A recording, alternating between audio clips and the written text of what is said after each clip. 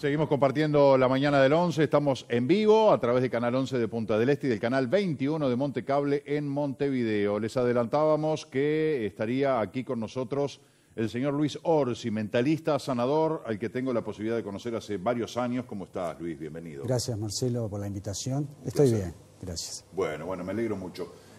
Bueno, hemos contado algunos de los casos en los que sabemos que has trabajado. En lo personal, vos sabés bien, me toca muy de cerca el caso de Natalia Martínez Bengoa. Es cierto. Apenas ocurrió la desaparición de Natalia el 19 de enero del año 2017, tomamos contacto con Luis, que estaba allá en Piriápolis, y bueno, empezamos nosotros a trabajar desde el punto de vista periodístico con el aporte que hacía Luis de lo que él veía, de lo que él presentía, de lo que él estaba convencido que estaba ocurriendo. Nos estamos apoyando en imágenes de aquel momento justamente. Y bueno, así fue que recorrimos 2 o 3 lugares buscando el cuerpo de Natalia. Y cuando Luis logra visualizar un lugar, un bosque tupido, semitapado, cerca de un espejo de agua, nos empezamos a orientar y nos conducía todo a la zona de la Laguna del Sauce. Y por cuestión de, no sé si fueron 3, 4 horas, no fuimos nosotros con nuestro equipo periodístico que descubrimos el cuerpo de Natalia. Eso para mí fue realmente impactante porque cuando nos llaman de que habían encontrado el cuerpo y vamos al lugar, ese era el lugar que vos habías visto. Digamos, estábamos cerca en ese entonces, incluso ahora que tú estás haciendo memoria, me hiciste acordar una vez que ustedes con el móvil iban atrás en un auto y yo iba con la hermana en otro auto. Exacto, con Claudia. Con Claudia. Y incluso Claudia empezó a tener los síntomas de los últimos momentos de Natalia. Paramos los 2 vehículos y ahí incluso se bajaron ustedes para ver qué pasaba. Sí. Siempre la familia, claro, tenía la esperanza de que estuviera viva. Pero yo me acuerdo que estaba en Venezuela y cuando me llega la foto de la muchacha, les hice un diagrama. ¿Qué es un diagrama? Es hacer una psicografía con el nombre completo de la persona, a través también apoyado de la fotografía, y ya ahí yo había visto que estaba fallecida la chica. Lo que los impactó mucho fue mucha información que les mandé a nivel personal de la chica, apoyé incluso rasgos de la familia, que eso determinó que me mandaran buscar, y de ahí me acuerdo que ellos decían que habían 40 videntes promedio por día que llamaban. Incluso algunos se querían apoyar de lo que yo veía. Y yo les decía, no, ustedes pregúntenle a ellos porque yo tuve que convencerlos a ustedes. Si no, no me traían. Y daban falsas, me acuerdo. Esas pistas llegaron hasta decir que estaba tomando sol en Florianópolis. Otra persona dijo que iba a aparecer, que estaba maniatada, que estaba solo secuestrada. Y entonces yo me abrí de la búsqueda, incluso varios comisarios que trabajaron en ese momento. Yo tenía que esperar hasta las 11 de la noche para ir a darles el informe de lo que habíamos hecho durante el día. Íbamos una noche en 2 automóviles y frente ahí al puerto de Piriápolis nos habían dado unos radios para comunicarnos y los hice parar, pero les dije, vamos a parar, pero esta casa que estamos enfrente no tiene nada que ver con el caso de Natalia, pero acá pasa algo. Entonces me bajé, traté de sentir la energía, llamamos al comisario y el comisario nos manda a un policía de Maldonado, de la jefatura Maldonado, y descubrieron que ahí había una secta, funcionaba una secta en esa casa. Tenían, lo que vos percibías realmente era real. Claro, yo tuve que lidiar toda esa búsqueda con muchas cosas. Tenía que lidiar con buscarla, y hecho yo buscaba el cuerpo, y después con toda esa falsa información que los desgastaba a ellos y a su vez me contaminaba a mí. Y eso que no era época de redes sociales, el auge de toda esta cuestión donde se viraliza información, cierta o no, transformada, tergiversada, falsa directamente, no existía en aquella época. Que creo que si hubiera pasado hoy en día, lo que sería, ¿no? Porque es así, antes no había tanto. Yo creo que después se trazó como una especie de una información que no fue tan...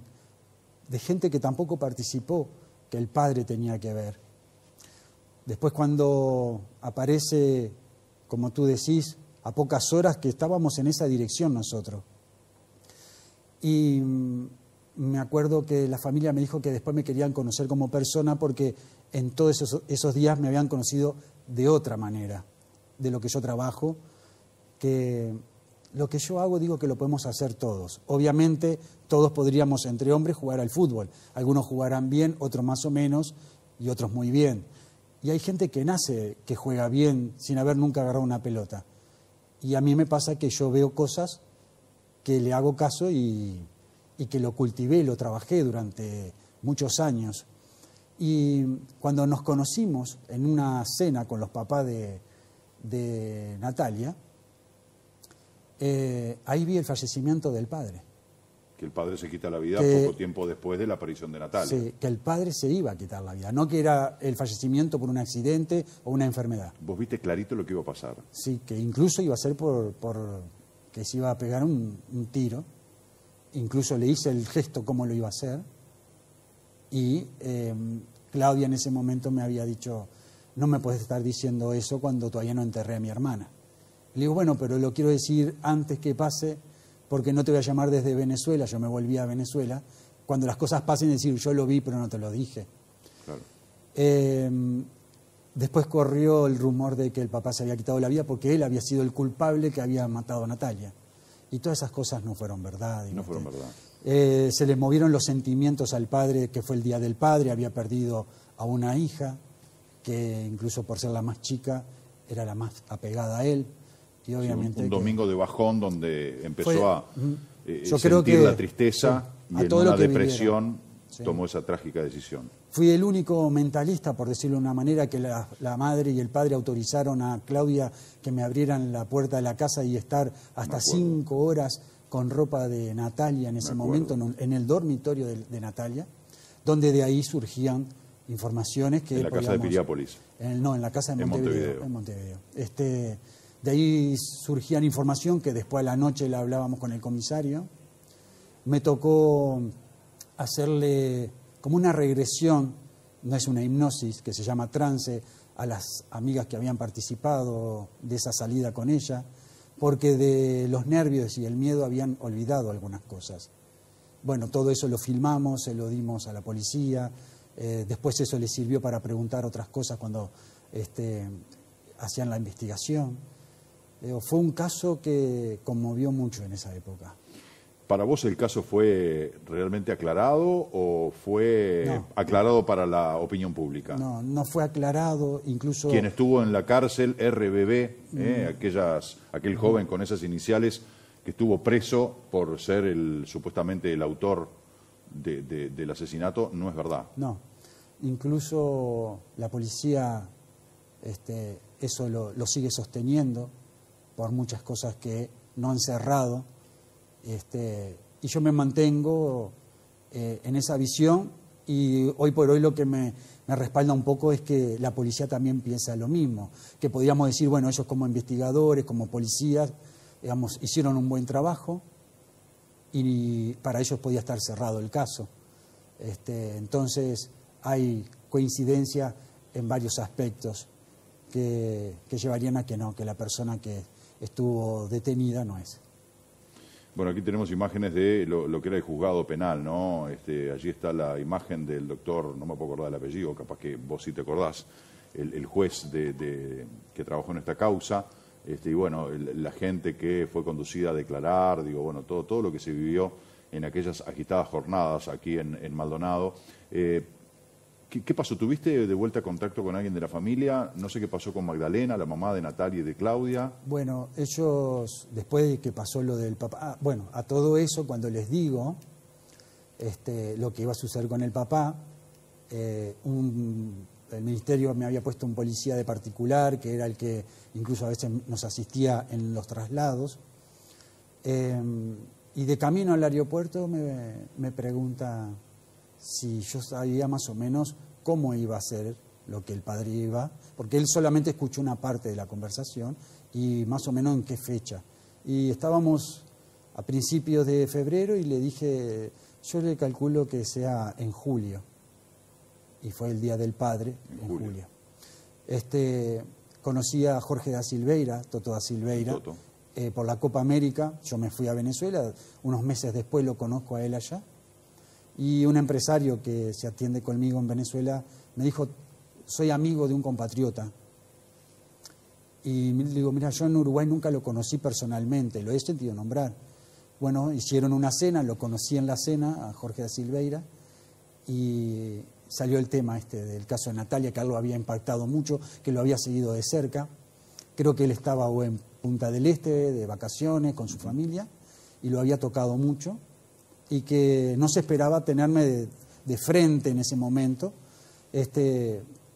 Y ahí fue que también le logro decir a él lo del padre de Natalia, que se iba a quitar la vida.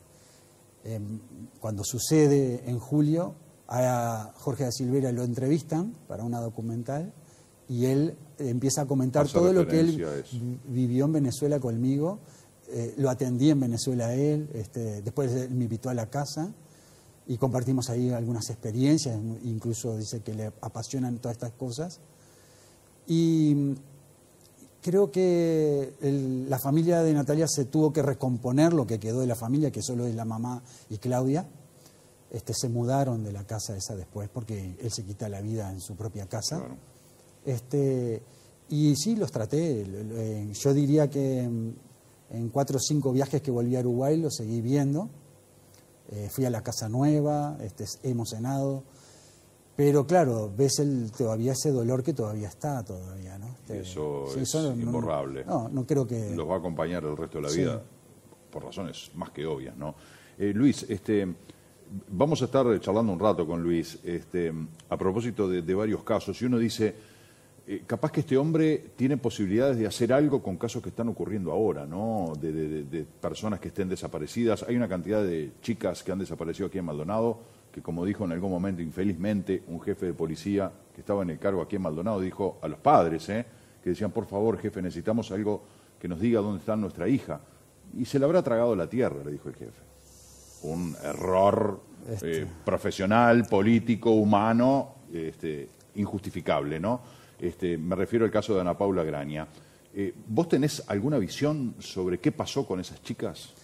Yo para trabajar en los casos, cuando pasó lo de Natalia, yo lo que pedí fue una fotografía en ese momento y trabajé durante 24 horas para tratar, como era a la distancia y era urgente, esa desaparición hacía pocos días que había sucedido y ellos querían saber si estaba con vida, si iba a aparecer, si estaba secuestrada. Pero mi sorpresa fue que a las 24 horas, cuando termino de hacer ese diagrama, yo no la veía ya con vida. Entonces, fue lo único que a la familia se lo oculté, vamos a decirle. Pero cuando llegué a Uruguay, a la policía se lo dije, al novio de Claudia se lo dije en una reunión, y ellos ya habían decidido que yo trabajara en el caso por las otras cosas, sin incluso haber manifestado que yo la veía muerta. Claudia me decía, si tú me llegas a decir eso, con todo lo que ya me has dicho, y coincide, le digo a mis padrinos, volvemos para Montevideo, porque ya no la buscaríamos. Y yo quería que la buscaran. Yo quería que tuvieran la última respuesta y no que quedara, que incluso con la presión que hubo de la prensa, fue que logra aparecer. Todo esto que tú describís, de la manera que apareció, dónde apareció, me citaron un día en la jefatura de Maldonado. En ese momento era una jefa de policía. Graciela López. Ahí está, no me acordaba el nombre. Y todo lo que yo relataba, todo lo que dije, lo escribieron a máquina y me hicieron firmarlo. Incluso en la jefatura de Maldonado está cómo ella apareció, escrito días y días antes de que la segunda sandalia la tenía todavía en el pie, que ella no estaba enterrada, que estaba tapada por hojas, que había árboles y al costado de un árbol la iban a encontrar, que era una especie de campo, de terreno, y que veía agua al costado. Y era lo que tú dijiste al principio de la nota, cuando empezaste a describirlo. Me voy acordando a medida que lo estamos hablando y en referencia a lo que tú me preguntas de estos casos nuevos, yo necesito foto No son nuevos, ¿no? El caso de Ana Paula Graña es del año 2000, me parece. Son todas chicas desaparecidas en democracia, te digo, en la década de los 80 y de los 90, o sea, ya hace mucho tiempo que desaparecieron estas chicas y que no se sabe nada. Entonces, de repente uno apela a tus conocimientos y a esa sensibilidad que tenés tú para ver si de pronto se puede conseguir información. Como poder se puede, porque cuando yo vuelvo a Venezuela, yo cambié el pasaje de volverme 2 veces por la búsqueda de Natalia. Me pedían que si me podía quedar un poco más. Cuando vuelvo a Venezuela trabajé en 23 casos de desaparecidos. Mientras estuve en Uruguay habían secuestrado a 23 personas. Pero allá es muy seguido que pase eso. Acá, ¿seguís estando en Venezuela? No, ya no, ya estoy en la Argentina y en Chile. La situación en Venezuela es insostenible, ¿no? En Venezuela, a partir del 2010, yo sabía cómo se iba a poner. De hecho, a muchos que he tratado y tenía contacto con gente que atendía, les decía que empezaran a juntar las cosas y se fueran. ¿Qué ves respecto a Uruguay? ¿Qué va a pasar con todo ese enigma de Bolsonaro en Brasil? ¿Qué visiones tenés vos del futuro del Uruguay? ¿Qué nos va a pasar más allá del cambio de gobierno que se viene a fines de este año? En realidad el año que viene, pero ya a este fin de año se elige. A veces la gente rechaza los cambios positivos. Y cuando digo a veces la gente, no es toda la gente. Es como cuando una persona quiere construir una casa y gente a tu alrededor le molesta que te hagas una casa. Yo no creo que sea perjudicial para el Uruguay. El tema es que Uruguay tiene que... La gente de Uruguay, siempre dije que un país no se hace por la política, se hace por la gente. La gente es la que sostiene un país, el trabajo y la actitud mental de la persona. Si somos positivos vamos a remar y si somos negativos, por más que tengamos el remo, no vamos a remar, entonces no vamos a llegar a ningún lado. Entonces la positividad ante todo. Pero creo que el Uruguay no tiene muchas cosas como para competir a otros países que he estado y tiene riquezas, pero el tema es que hay que levantar otra vez la actitud de trabajar y de ser positivo. Pero no creo que Brasil lo afecte a Uruguay. En el año 2000, hago una anécdota cortita y ya lo comparo con lo que me acabas de preguntar. Julio Frade me invita al programa de él y llevó 2 astrólogos, en el año 2000 fue, porque la guerra de Irak estaba si se daba o no se daba. Y los 2 astrólogos habían dicho que no se iba a dar. Y yo había visto otra cosa, que sí se iba a dar.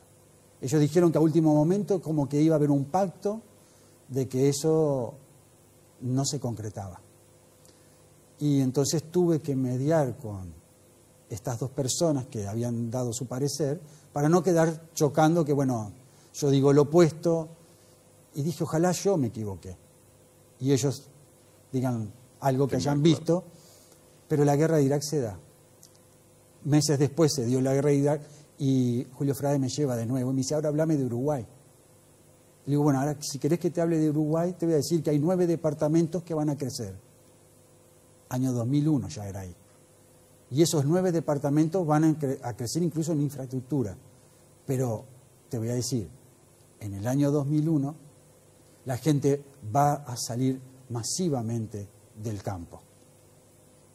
Y después cuando estuve viviendo en España mucho tiempo, eso ya está pasando en España.